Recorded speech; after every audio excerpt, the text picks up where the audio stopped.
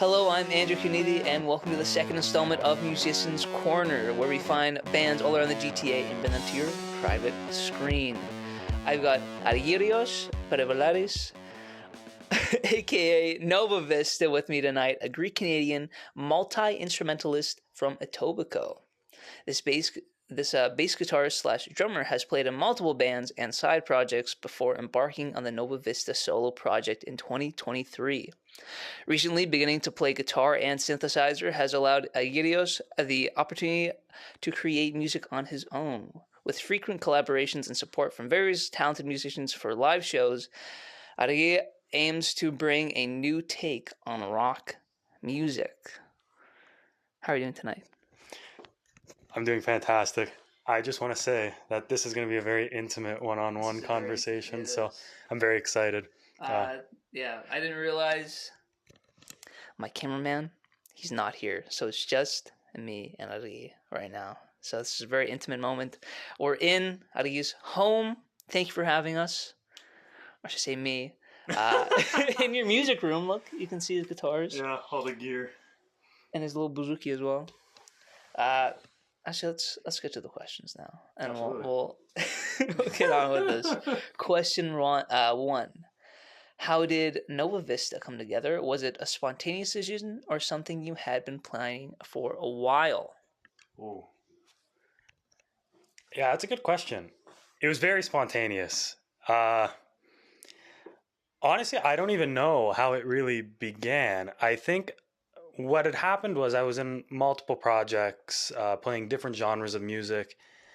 And at one point, in this very basement with all these guitars, gear, computer over there, just started making music on my own without the intention of ever releasing it. But yeah, at one point I wrote 2 songs, recorded them. Their titles, they're actually on my first EP, High Running and Mind. I had written them, but had no one to give it to. There wasn't an audience that you think would want to hear it, or? Well, no, it was just the bands that I was currently in. It didn't really fit the genres, and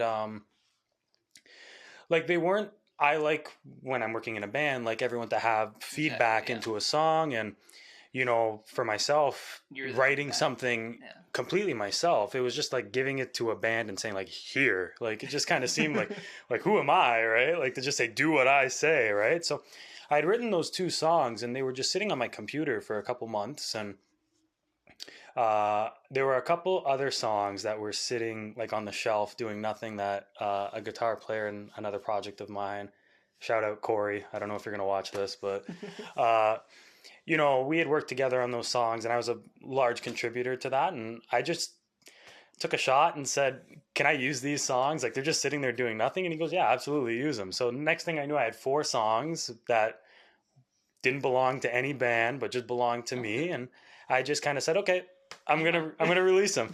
And the band, I don't know, it first started off as a hobby, something to do by myself to pass the time when I wasn't working with certain bands. The name Nova Vista, I can't even tell you how I came up with it. Really? A lot of ChatGPT, and I think at one point I put in ChatGPT, can you give me a band name that's 2 words, 4 syllables, and it spit out a big list. And I was like, oh, Nova Vista, that sounds pretty good. And I tested it out with a bunch of people, and they're like, that's kind of catchy. And I was like, yeah. I feel like I think there's a band called Nova Vista 2000. My bad, Nova Vista 2000. I don't know. I might. And there could be. You know what? I didn't really fact check it. I mean, band names. Yeah, I know that there's no massive project out there named Nova Vista, but it was also, it kind of fit well because Nova Vista is new star, new beginning, and a solo project is new territory for me. That's true, yeah. But yeah, completely spontaneous. The puzzle pieces just kind of fell together, and I was I want to release these songs, and this just kind of seemed like a way to do it. And it's now progressed into this project that does live shows with multiple musicians coming in and out to help me out.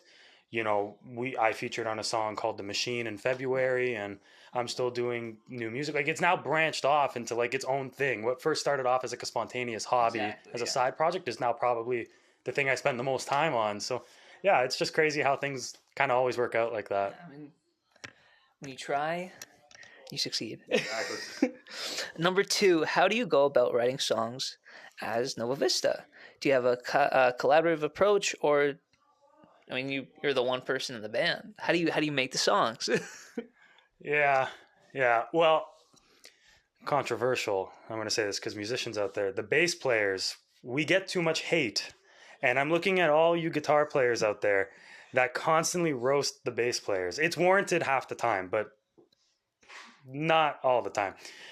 I always start with the bass, which is kind of controversial. I mean, the bass is the soul of the band, soul of music. Well, it's the groove, right? It's what drives the song. No one's dancing to, the drum beat, like a 4 on the floor. But like, if it's got a funky bass line, of course you're going to dance.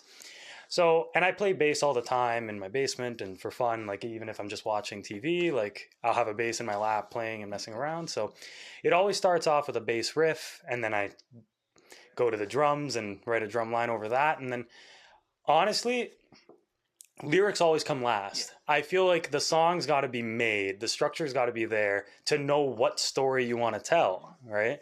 I never start with lyrics. I feel like some people do. You can, but some people can get like a general idea of the story they want to tell and then write music for that, but I could never do that. But so do you hear like the lyrics, like after you're done, like most of the music, do you hear the lyrics like kind of go in, or do you just like brainstorm? How do you get the lyrics? Well, first it's always melodies. Like I'll sit there like I don't know, like my parents will, walk by the basement and just hear me mumbling to myself, and they have no idea what I'm doing, but it's, I got my headphones on listening to the song on repeat, and I'm just kind of like humming a melody. And then once I get that melody down, I know the rhythm of like how I want the words to sound, like how many syllables you can put here. And then, at that point you just kind of start piecing it together. I mean, I don't know if my lyrics would be like winning any like Pulitzer Prize, but like I try my best. But yeah, it usually goes bass, drums, guitar, and then lyrics, and then like any additional stuff after. Miscellaneous kind of beats to it. Yeah. And that's about it. It's not too complex, but I like to collaborate. Every time a song's written, I send it out and I record it. I send it out to a lot of people. Okay. And say like, give me feedback. What do you like? What do you not like? And because that's the tricky part of doing music on your own as a solo musician, because you sometimes get blinded. Because you've worked on a song so many times, like you've worked on the same song so many times, you become familiar with it. So you think, oh, it has to be good, exactly. Right? But is it really? So I always send it out to a lot of people, my parents, cousins, friends, people I've played music with in the past. And so writing, all me, but it's collaborative to get to the final product for sure. Yeah. That's pretty good. So you kind of have your own way about. Number 3, what are your top five artists/bands? Very difficult question. This is one of the hardest questions, I'm not gonna lie. I feel like that's a loaded question. Let me just say, any band I name today, please reach out to me. I'm a big fan. If I don't name you, please reach out. I'm a big fan. Well, I mean, I gotta say at number 1, they're my number 1 on Spotify Wrapped every year. It's Dire Straits. And they're probably my biggest influence musically, like in general. I mean, Mark Knopfler is the reason I bought a Strat, and I own many Strats. So, well, the red one isn't mine. It's a buddy of mine's. He's left it here, so I won't touch it because I'm scared that I'm going to break it. But I got the teal one behind there, this yellow one, and then the black, famous, like everyone's favorite, like your knockoff Strat first guitar that like you just can't get rid of because it's so much sentimental value. I don't even think I bought this. I think it was like gifted to me from someone. It usually is. Yeah, and from the Academy. Oh yeah, it's Academy guitar. I wonder if they still make guitars. I don't know. I know there's another one that's like a Starcaster. Starcaster, yeah. But I think Starcaster is like a branch branch of Fender. Is it? I don't know. Well, it's got caster in the name. So. Yeah, exactly. Because you think because Squire's the step down from actual Telecaster. Yeah, but So Starcaster's like just maybe even one lower. below. Maybe even lower. And then Academy's even lower. But yeah, no, I can't get rid of that Strat. That was my baby for many years before I mean, everything, all the gear is like bought so used, right? You know, I can't justify buying anything new. What were we talking about? Oh, artist. Second artist. So Dire Straits, it was number 1. Number 2, big Zeppelin fan. You know, who isn't, right? You know, they make good music. Yeah. As a drummer, John Bonham, he's legendary, right? I wish I could play like half as good as him. I tried. I have played like Moby Dick live once. I butchered it, but like I played it. So who can say that? How many people could say they've done that? Third, My Morning Jacket. Okay. Like, who is My Morning Jacket? Her. My Morning Jacket is like heaven on music. Like, oh, Jim James has the most angelic voice, and like they have a wide variety of music, which I actually resonate like pretty heavily with, because I don't know if I have like a pretty defined genre, and sometimes you listen to My Morning Jacket and they got songs like Wordless Chorus that are like really kind of like psychedelic and smooth to listen to, and then stuff off like Evil Urges like Remnants is like kind of harder rock, and I like that they kind of switch it up a bit, and they do it so well no matter what they do, right? So big fan of them. Underrated band. I listen to them it's a hymn. Well, I think it's a band as well. The Alan Parsons Project. I have heard of them. Yeah, Alan Parsons produced Dark Side of the Moon. So he's pretty good. And like The Turn of a Friendly Card, if you haven't listened to that album and you like classic rock, underrated album. It's got some real bangers on there. But yeah, Alan Parsons, I listened to quite a bit. And actually, Alan Parsons did the intro for like the Chicago Bulls, like the. So, if you hear some of their songs, you'd know them actually, but it's just the name escapes people. That's true, yeah. Alan Parsons. And then a fifth. Last one. This like puts the list all together, ties in a bow. Those 4 were easy because I listened to those a lot. You know, I'll just stick with Pink Floyd because it's similar to Alan Parsons, but I listen to a lot of Pink Floyd as well. I try to listen to the earlier stuff as much as I can, but sometimes it's just noise. Like Adam Hartmother is just noise, but like I have a vinyl somewhere of metal, and I listen to that all the time. And then the 70s stuff, classic, and you know, Division Bell's pretty good, although that's not Roger Waters, but still, yeah, I'd say that's a solid top 5. Maybe could have some more modern stuff in there, but we'll leave it at that for now. Actually, speaking of metal, do you like Echoes? Yes. Is that controversial? I feel like... I don't know, because it's like a 27, 20... I guess that's it, guys. They're coming to get me. It was a 24-minute song. Because, I don't know, a lot of people nowadays, they won't even, like... I can't even listen to a 3-minute song or a 4-minute song. Yeah, but I mean... When you're listening to Pink Floyd, you kind of have, like, you have to have that expectation that, like, some of the songs might drag on a bit. Like 20 minutes is excessive, right? But, you know, like, Us and Them off Dark Side of the Moon is, no one bats an eye at that, and that's like an 8-minute song, right? So I don't know. I feel like if it's written well, right, you know, long doesn't hurt, right? And maybe... Let me phrase that. A long song ain't that bad. Long song isn't that bad. Yeah. Long doesn't hurt, dude. Yeah, long doesn't hurt. Put that on a shirt. For real. Number 4. How often do you practice, and can you guide us through the practice process? Do you want the real answer or like the fake answer? The real answer is I practice every day. All you young kids out there, you practice it. I practice as much as I can when I have the time. I try to set aside an hour a day. I don't always get to it. And it's also difficult for me because I play violin, guitar, bass, the Greek bouzouki, drums, you know, so an hour a day. Like, you know, if you're going to practice each instrument for 5 minutes each, you know, how much practice are you really going to get in, right? So it becomes difficult to make the time.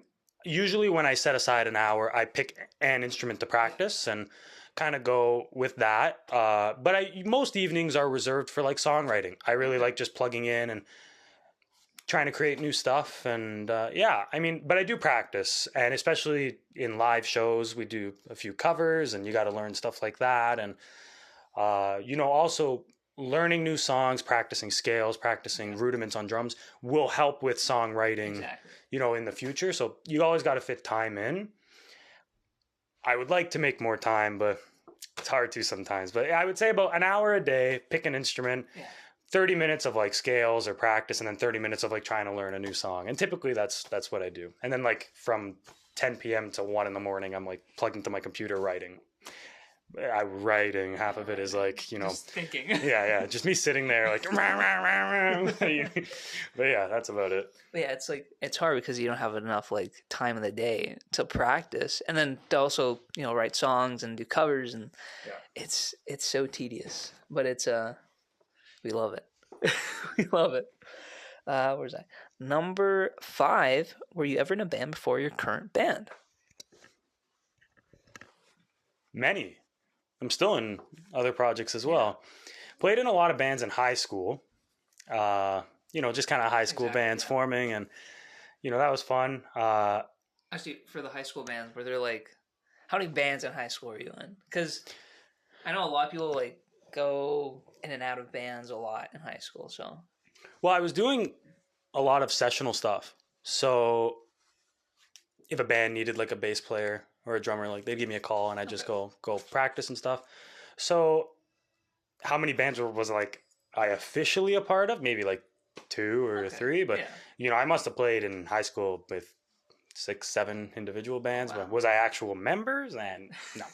Was that throughout high school, or was that just throughout high school up until actually the pandemic, which would be like my second year of university? Yeah, when I turned about 16 and, you know, kind of graduated from the Academy Strat and got a real guitar. I was, well, it is a real guitar. I'm sorry, Academy, sponsor me. If you have a telly, I'd love it. I don't own a telly. No, but yeah, so I was in quite a few kind of like minor projects, and I'm currently in a band called Montgomery. Really cool guys. Shout out Corey and Josh. I already mentioned Corey. Corey, you get a second one. Yeah, we don't know where Montgomery's kind of going. Okay. Maybe rebranding or what's so. You guys started Montgomery like 2022? Way earlier. Me and the bass player of that band, Josh, have been friends since we were 6 years old. Oh, wow. And Corey, we met him when we were 12 and have been playing music together ever since. And before Montgomery, we were called the Corks. The Corks. And that was interesting. We had no idea what we were doing. Like, there's probably videos and music out there by the Corks. On SoundCloud. Oh. I did my research. I did my research. I gotta delete that stuff. I know the Corks. I gotta delete that stuff. There should be a horrendous music video out there as well. Well, actually, the one Montgomery song, Red Apple. And actually, I play it at all the Nova Vista shows because it's the first song like I ever contributed to, recorded. We recorded it for our grade 12 summative project, and we got 68%. 68%? The teacher did not like it. Screw that teacher. Teacher was like, there's no chorus, there's no structure. And we were like, yeah, but it's music. It's funky. It's music. It's not funky, actually. It's like really, like, if brain rot was music, that's Red Apple. But man, it's catchy. But yeah, we recorded like a terrible version and then like a really bad music video for it. Like, oh my God, I must have been like 17 at the time. I don't know if it's still out there. That's a good question. I hope it's still out there. Well, if it is out there, you can put a little clip. I'll either put a little clip or just put the entire thing in there. You got to find something that's just me, though. I don't know. Dancing on stage with a suit and fuzzy. Oh, no, the link is horrific. I don't even remember how I look. I probably don't look too well. But yeah, so Montgomery, we formed Montgomery actually in 2020. Okay. And we recorded that first EP and released that. Had a bit of success. It's got, I think on Spotify, like over 10,000 streams. Oh, wow. Okay. But it's kind of died down now. And but yeah, it's been cool. And we rehearse all the time. And we're just kind of bros, right? Yeah, exactly. play some shows here and there, and it's fun. Other bands, shout out Moonpool. I played drums and bass with them whenever they need. I'm like their utility player. Yeah. Like they're just Whatever whatever they you need. need, I got it. Yeah, shout out Moonpool. They're probably gonna have music coming out soon too. They're pretty good. Yeah, I get around. Yeah, you get around. But yeah, Nova Vista though is like put a lot of time into it now. But Okay, that's good. yeah, Getting your own stuff out there. exactly. That's what we love to hear. Number 6. What's the best piece of advice you've received from another musician or band?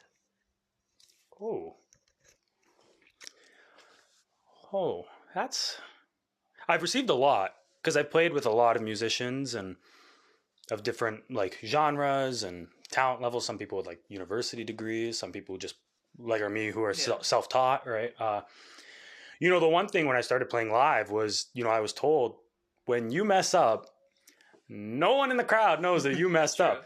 Just keep going, right? Because when I first started playing, I used to like beat myself up. I was like, played a wrong note, or if I dropped the drumstick, right? Oh, like people are going to see that. But like people are just vibing. They're enjoying it, right? So that's a good piece of feedback that I live by now, because you kind of have to have thick skin, not only like in the releasing music, the producing it, in playing, like you got to know that you're going to make mistakes occasionally. And, I sing in a lot of my shows, and a lot of my singing is like screaming. So, my voice cracks.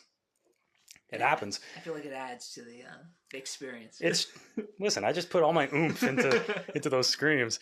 Yeah, that was good advice that I still, every show. Other advice really comes with the producing, because I never produced music for a long time. I was with all these different projects and helped record music, but I never actually did any of the mixing or mastering or any of that. So when I started with Nova Vista, I was like a complete noob, right? And so I would reach out for advice from people, and yeah, a lot of advice, like people telling me like, don't get discouraged. Like you're going to have to listen to it a bunch of times and know that you're going to find these little teeny tiny mistakes, and that's not a reflection of your talent, but stuff like that. So yeah, just feedback of like, develop thick skin. If you want to be the best, you got to be able to just kind of take your lumps and you'll get there, right? So I think that's probably the best piece of advice I've gotten.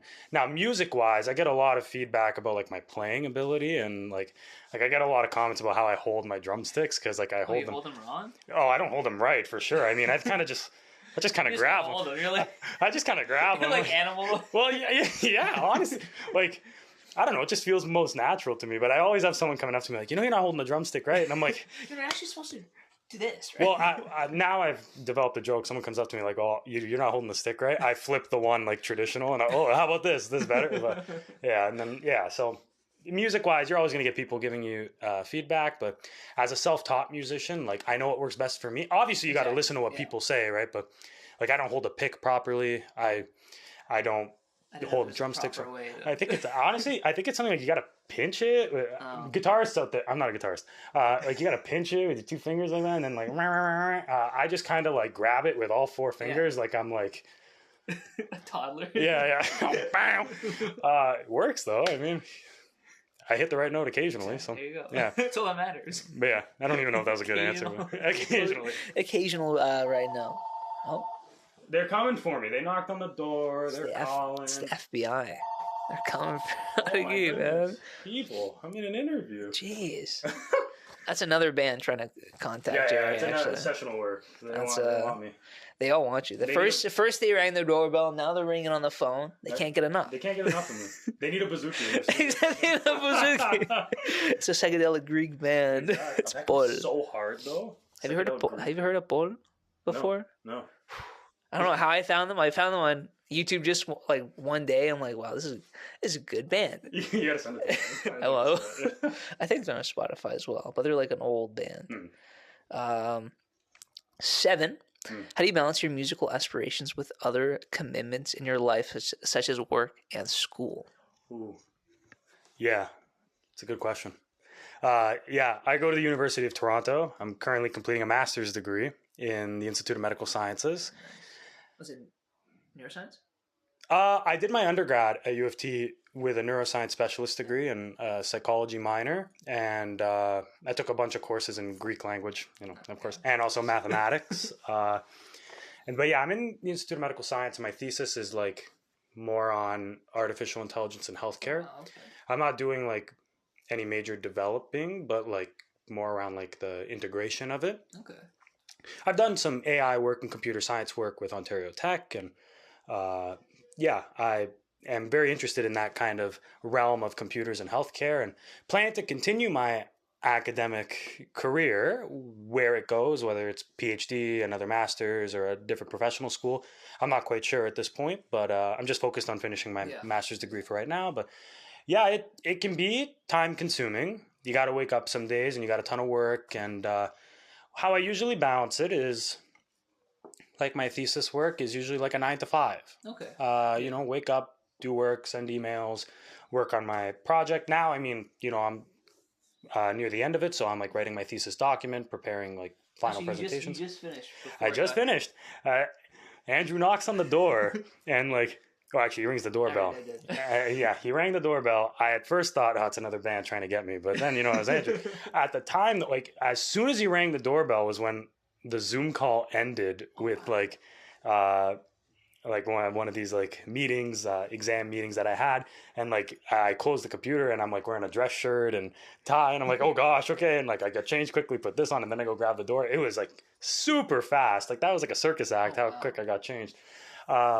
But yeah, like I wake up, do my work 9 to 5, and then I like to do certain things for myself. Like I like to go out for walks when it's not raining every single day in Toronto. I go to the gym, and usually nights are reserved for music. Yeah. I do some practice. Like I said, I try to do like an hour. But yeah, then like 10 o'clock at night to like 1 a.m. is when I feel like my muse hits like the peak. It does. Honestly, yeah, when it hits like 1 a.m. and then like over that, they come to you. Everything comes to you. I don't know what it is. It's true. The more tired you get, the less I feel like you inhibit when you're playing. So you just play random stuff, and sometimes one just clicks, and yeah, you're like, that's a hit. That's it. We're done. Now I would actually We're going platinum. Oh, for sure. I would actually stay up later to do music, but because I work, I got to get up. You can't get tired. So yeah, that's it. Pass out while with the and then computer. I do reserve every Sunday for no work. Yeah. I always do that. I've been doing that since like undergrad and stuff. Sunday is for God. Yeah, and I also I just do a lot of stuff for myself on Sundays. So sometimes that is music. Yeah. Like sometimes if I want to work on music, I'll do it. But like I play hockey on Sundays, and like to spend time with family and stuff. And yeah, so I've always done that. That's kind of how I balance it in general, but it varies, right? Yeah, like exactly. If my thesis is really like tough, I got a ton of work, like I know that I got to push music to the side, and it sucks when you have to do it, but you got to do it. But I feel like I keep a pretty good balance, and I do a steady balance of shows and recording. Exactly. And I'm going to be finishing my master's, hopefully. Don't quote me on that. So I'm going to be finishing it, so I got to be doing like at least something right. Exactly. So, but yeah, that's kind of how I do it. Yeah. I mean, you got so many shows lined up. Actually, Friday. Well, yeah. Next week. 1 week, yeah. 1 week. You got a show with who you performing with? Saltwave Band and Blue Montague. I think that's how you pronounce their band. Maybe it's Montague. Montague. I'm not sure. I don't know. Actually, they're really good. Like, I'm super stoked. Not only just to be playing with them, but just to hear like their set. They're really good. Saltwave.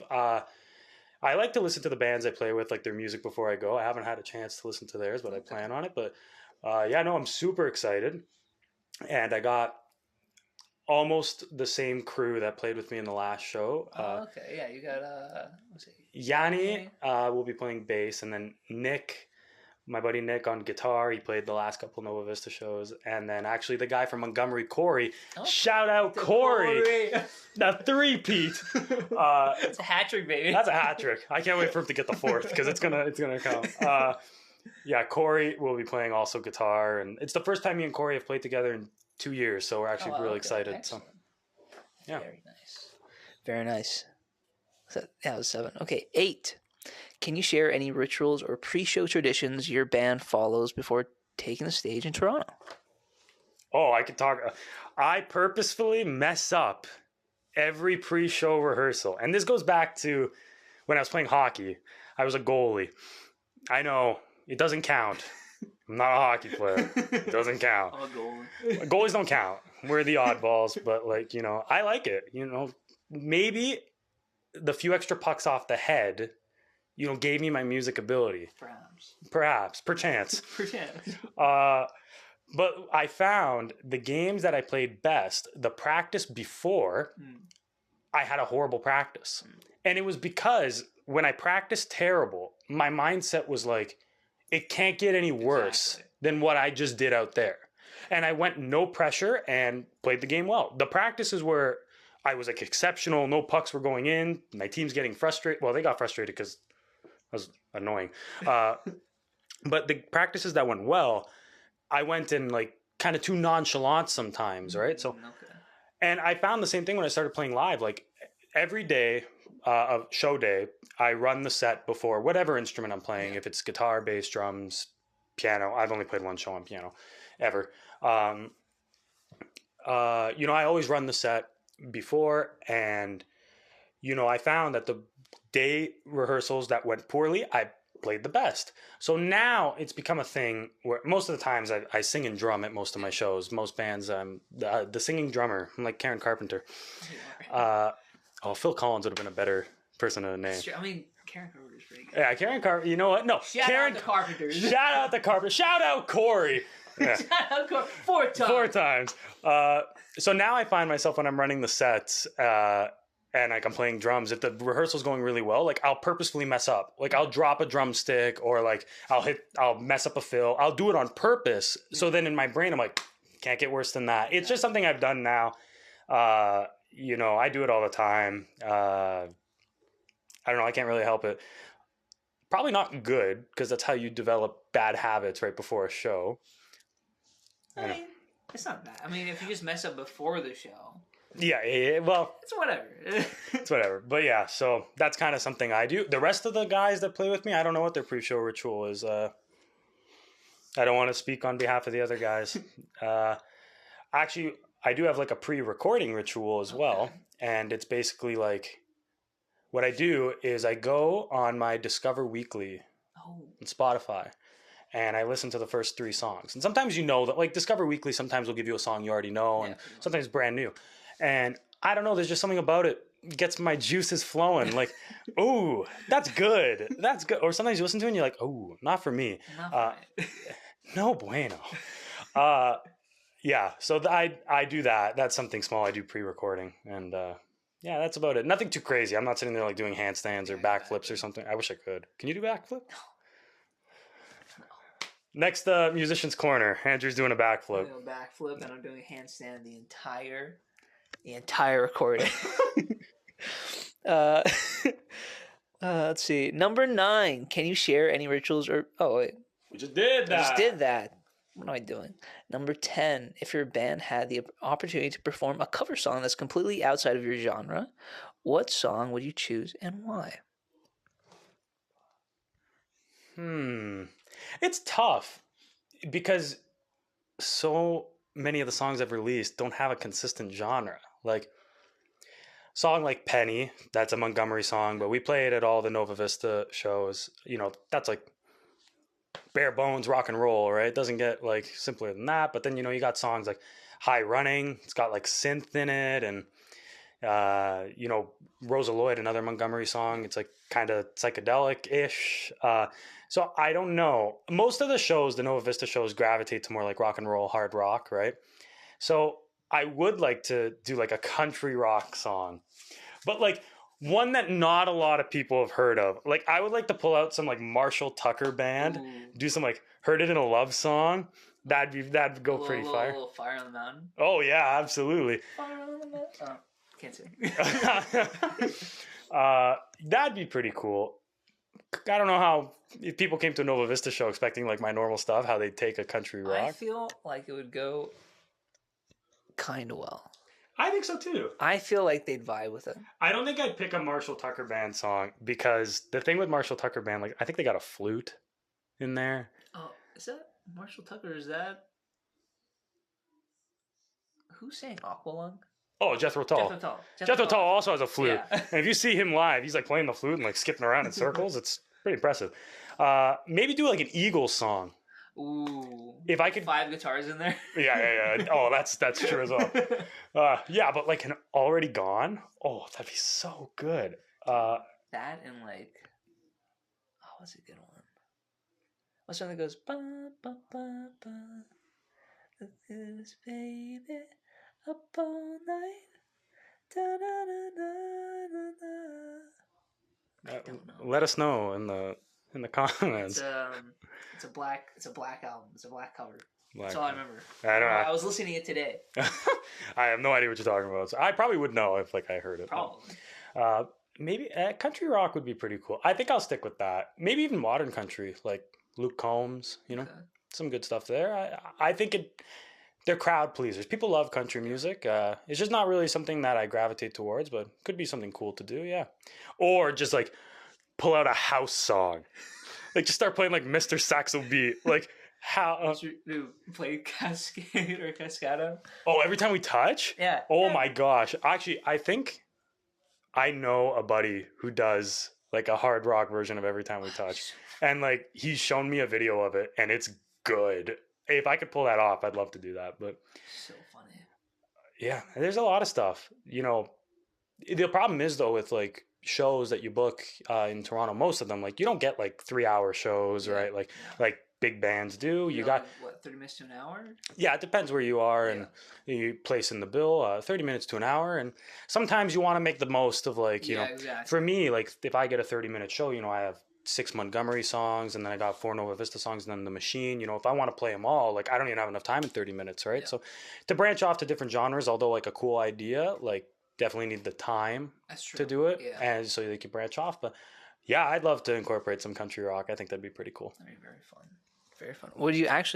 Would you make your own like country rock song for Nova Vista? I have one. Really? I have one in the chamber. I don't know if I should release it. Hey, the thing is, I'm working on a new EP. Right now it's 5 songs, potentially 6. One's an instrumental because I just make a lot of instrumental music, so that one probably doesn't count. So 4 songs. But I do have a country song just like in the back burner. I don't have a country voice. I have like you don't put a little twang on it. I can't. Every time I try and put twang, I sound Greek. I sound like I'm back home. Like my voice doesn't let me. Hello, good juice. Yeah. Sorry, I'm like laughing. I got the worst laugh. I'm going right in the mic. Yeah, it's like country in a sense that like it's got like acoustic guitar, country piano. It's talking about like getting your heart broken and drinking a beer. Yeah. You know, that's pretty country, you know. That's the there's like different types of country. That's a sad country. Sad country. Really. I don't know if I'll ever release it. There's a lot of stuff. I think you should. We'll see. Or at least send it to me at least. Yeah, maybe. No, if I send it to you, you'll put it on the podcast. Maybe. I know. I'll send it to you after the podcast. Okay, there you go. All right. Oh, next page. Number 11. Can you share a moment when you felt the most proud of your band's accomplishments, whether big or small? You know, I'll probably stick like, you know, within my family, like a good story I like to tell. Like, you know, growing up, like I was in high school and playing hockey and tried my best, you know, to be like the athletic academia person. You know, I was on the varsity hockey team in high school, but, you know, I really liked music and I wanted people to know me for music. And I played a show when I was 18 with Montgomery. At the time, we were the Corks. The Corks. Oh, I got to stop mentioning that name. People are going to find it. I like that name, the Corks. Montgomery's way better. It is. It's cool. The Corks is like punk, I feel like. The Corks is terrible, and people are going to find the song and the music. Like, I know it's out there, and I'm putting myself on blast. But, you know, I'm putting my other bandmates on blast, too. It's out there. Yeah, Corey, you're on blast. Corey, you're on blast. Shout out Corey. 5 times. That's 5 times. He's gonna kill me. No, but what was I talking about? Oh yeah. When I was proud. Yeah. So I played a show. We played at like a bar. It was our first kind of show, and my dad came. Right, and my dad, super supportive. Love my dad, but he's always, big on like hockey and school, right? And I just remember we played that show, and he was really impressed. He didn't really know I had it in the arsenal, right? To actually play a song coherently with other musicians. And I just remember like 2 days later, we went to like a family event. I can't remember exactly what it was for. And my dad was just sitting there like, we played at a bar the other day. Like I got videos. I got like, look at how good he was. He was drums, singing, then he played guitar for a bit. Yeah. But like he usually did that for like hockey. Like to see him do that for music, I was like, that actually feels really nice because that never happened before. Other moments of like being happy, a lot of my friends are super supportive in my music career, and they come to a lot of my shows, if not like all of them. And I'll give them a quick shout out: Nick, Cole, Cam, Max, Ryan, Kieran. I think that's all of you guys. They come to like almost every show, right? And at first I was convinced, they're only coming because like because I'm your friend, and exactly. But they've told me many times like they like the music, they enjoy the show, the atmosphere, and so that's pretty cool. That like not like they're my friends, obviously. I'm sure they would come even if I was like playing a banjo and sitting on stage by myself. But that's nice to hear them say like they actually enjoy themselves and they bring friends of theirs, and it's just good that like the people around me like what I do as well. Because a support system is like step one in your like road to any kind of hobby or career, right? And I definitely have that, a fantastic support system. Yeah. Excellent. Very nice to hear. 12. If your band could organize a charity concert to support a cause important to you in Toronto, what cause would you choose and why? That's a great question. We've done it before. I've done it charity shows with Nova Vista before. Yeah. We played Sneaky D's in 2023, and we donated all the proceeds to the Daily Bread Food Bank. I have volunteered there before, and I am actually very passionate about food insecurity in Toronto. I think it's an issue that isn't discussed enough. That's true. And, I've done volunteer work there, and eventually because of my master's, it became difficult for me to go volunteer there as often as I would have liked. But I thought, I could do a show and donate the proceeds to them. And we've done that before, and I haven't actually. I've done it before privately as well, where I haven't announced it, but I've donated my share to the Daily Bread Food Bank. And actually, this show coming up on May 24th at the Hard Luck Bar, I will be donating my portion again to the Daily Bread Food Bank. So I kind of do that all the time. I try to save a bit because eventually you're gonna need to buy gear or strings or new drumsticks or something. But the last 2 shows I haven't done it, so this next show I'm going to do it. So I food insecurity. Maybe change up the food bank once in a while. I always go back to Daily Bread Food Bank, but that's something I've frequently done. So yeah. That's very nice. Well, athletic. He's got brains. He plays music, and he's charitable.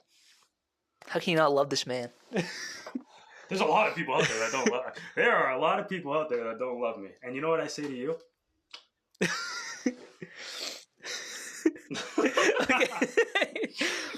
It's so funny.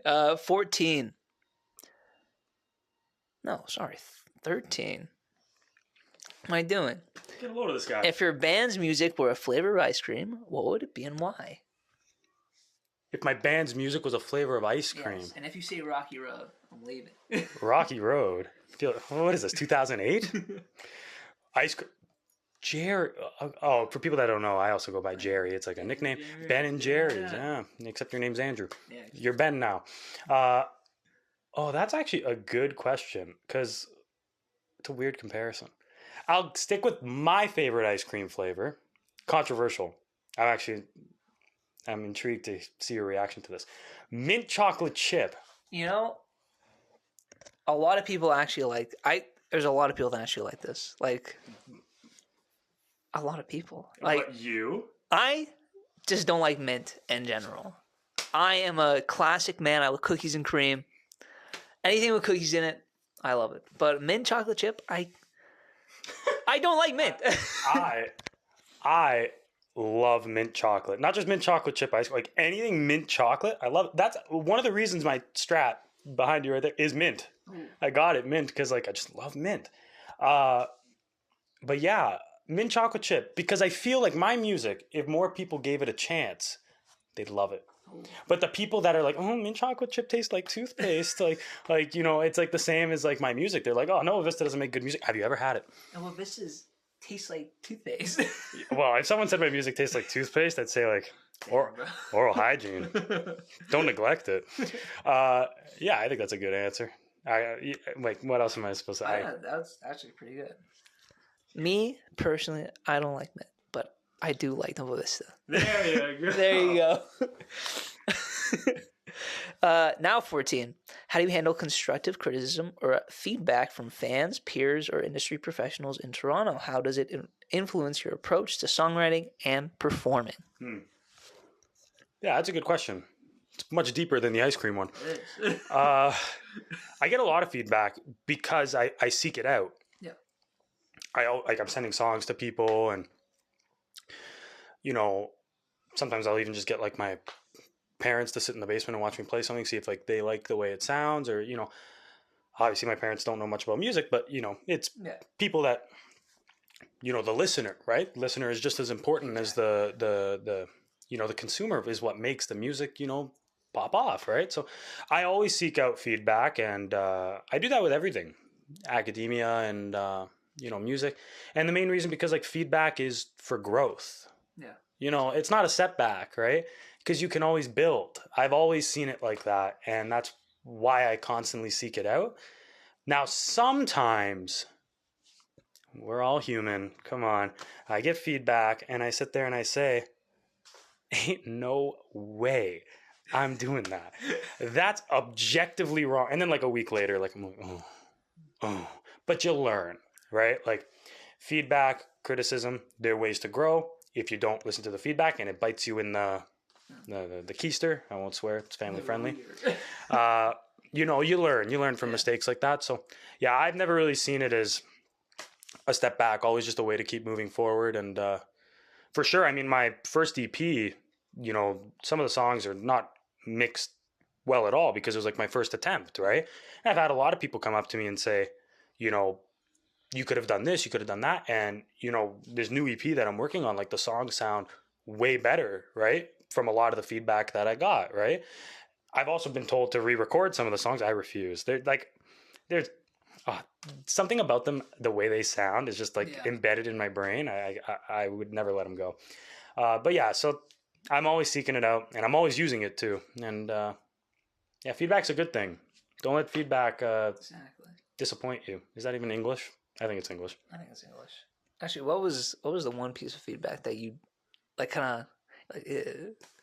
It happens a lot. It happens a lot with playing for sure, because now with Nova Vista, when we play live, right? Like a lot of the songs are just me on the recording, right? So when you try to play it live, other people are going to try and put their own spin on it. And, you know, they've given me feedback on my drum parts, the way I sing things. They've also changed parts of their own, like a guitar part or something. And, you know, I remember the one time we played a show, it was just 3 people. So I was on drum singing, and then there was a bass and a guitar. And our song High Running, like the guitar solo, well, it's like a synth solo in the song, but we obviously had to play it on guitar because we didn't have a piano player at the show. And, you know, the guitar player played it note for note like the synth solo in the song. Wow, okay. The next show, we had a second guitar player, and he made the suggestion like, oh, like, what if we made it like a little more rockier and I did like a proper guitar solo? And at the time I was resistant, right? I was like, you know, changing the song, you know, what are we doing? And I remember the first rehearsal, we kept it the same. But then the next rehearsal, like he just did it. He just did it because we're just having fun, right? In the little practice space I have in the back, that's like as small as like a can of tuna. How we fit everyone in there is a miracle. Yeah, he just did it, and I had to like swallow my pride, and I was like, dang, that's pretty good. That sounds really good. And like now, like High Running live, it's become such a mix match. Like it's not the same as the recording, and I love it like that there's two versions. Exactly. Right? Like I always really like that.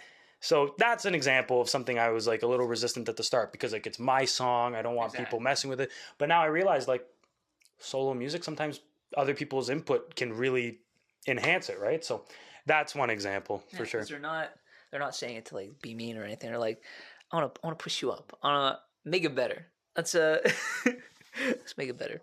15. Looking ahead, what do you envision as the next big milestone or achievement for your band in Toronto, and how do you plan to work towards it?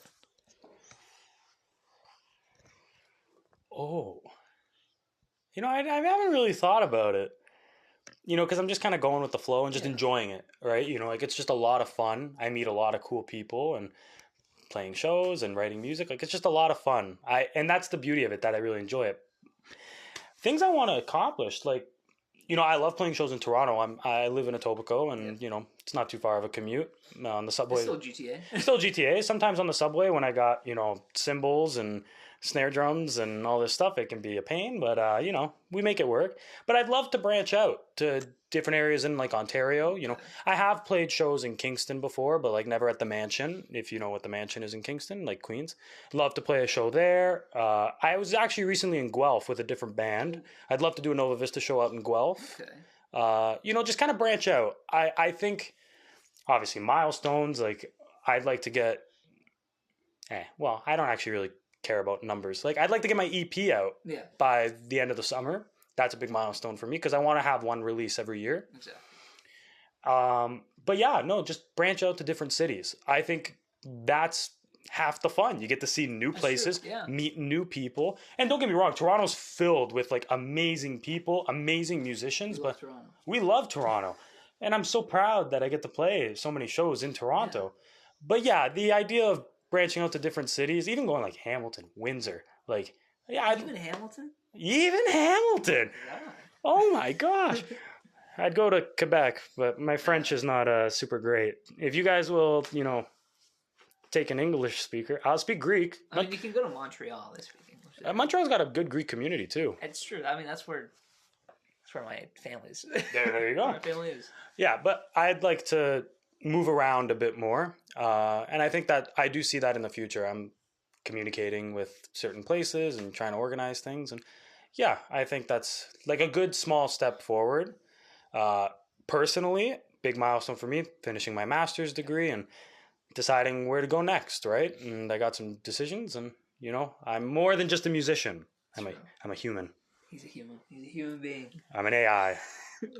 I'm AI.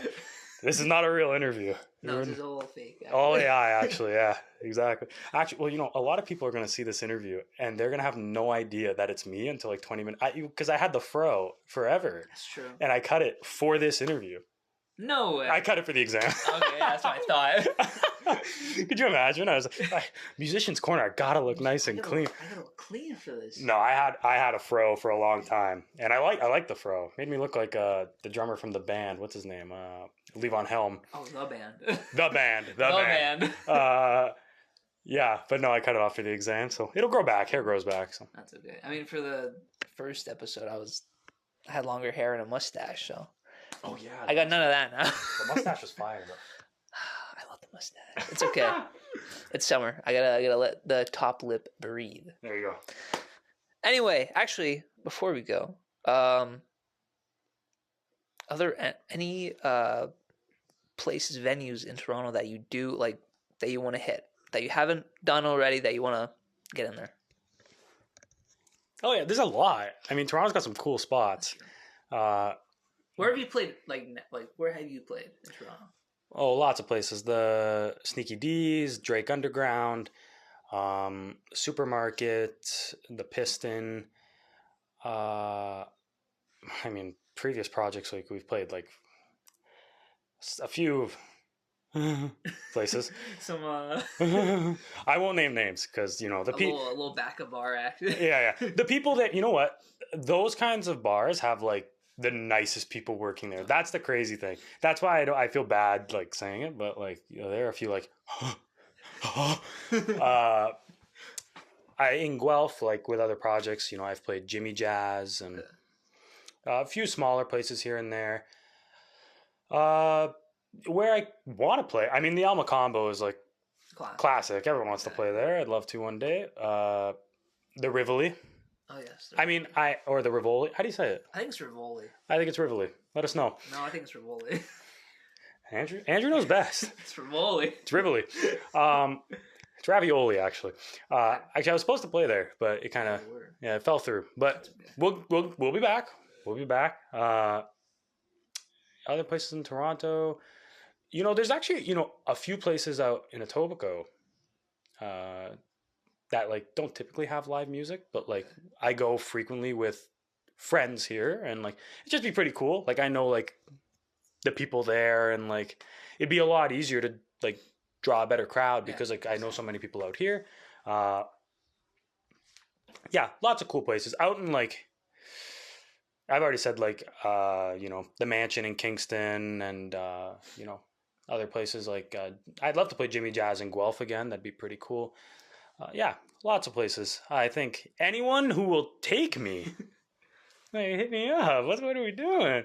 That's what I'm here for. But yeah, no, I if it works for me, if it works for the musicians I play with, and as long as it's a place that fosters a cool environment for the audience there, I'm more than happy to play there. That's the bottom line for me. Exactly. If the vibe is cool, Nova Vista will be there. Oh, absolutely. That's it, actually. That's all the questions that we have. 15, I think. Hope that wasn't too long. I think I lost count of the questions. No. That wasn't too long. That was not too long. Thank you for having me in your home, in your basement, in your music making, in your studio, pretty much, or here in Argyrios studio. Beautiful. If you could see behind us, you could see the rock the rock band stuff. Rock band? Oh yeah. This is a real thing. This is a real thing. I gotta say it. Like guitar, bass, piano. Like I took a few piano lessons when I was younger, but for the most part, like self-taught. Drums, I don't like saying I'm self-taught because I played rock band so much, and like, what's the difference? Exactly. Well, I mean, like.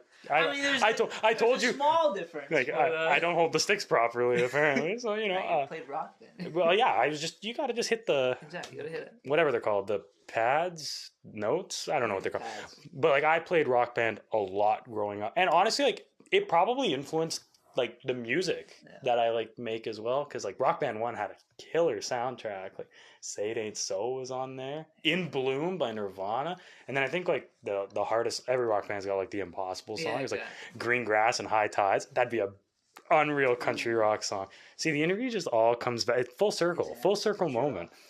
But yeah, no, like Rock Band, it's pretty cool. It actually, I would say, is the reason I got into music. Yeah. Honestly, I mean, I didn't have Rock Band. I had Guitar Hero. So that was, and then I got Beatles Rock Band. So then we got the drums, and then Band Hero, which is no. That was so weird. No, Band Hero doesn't count. I like Band Hero. It had the drums. What was your top? I'm gonna ask you a question. Oh, okay. We're flipping it. Top Guitar Hero game, and I'll only accept 3. He's got it. Legends of Rock. 3. Legends of Rock is the best Guitar Hero game. Number 2 is a close second. Is number 2 with Buckethead? Is that? He's got the Bucket Jordan by Buckethead, or what? I don't know. All I know is, but it's 3. Guitar Hero 3. It's not even close. Through the fire and the flames, Dragon Force. Come on, last song. You're going crazy. You're standing on like a pit, or you're standing on like a pillar in a pit, and you're in hell. It's a good thing. I don't know if you're in. I think you're in. I think at that point when you're playing it, you're out of hell. Oh, I think maybe you're being shot out of hell. I don't know. Anyway. Yeah. Nova Vista, next Rock Band game. Put a Nova Vista song in there. Nova Vista, Rock Band, Nova Vista, Guitar Hero. Hell yeah. I don't have enough discography for that, but one day. We'll just repeat all this. We'll put remixes. Yeah. Okay. This has been Musician's Corner. Thank you for watching. This is the 2nd episode. Beautiful. And good night.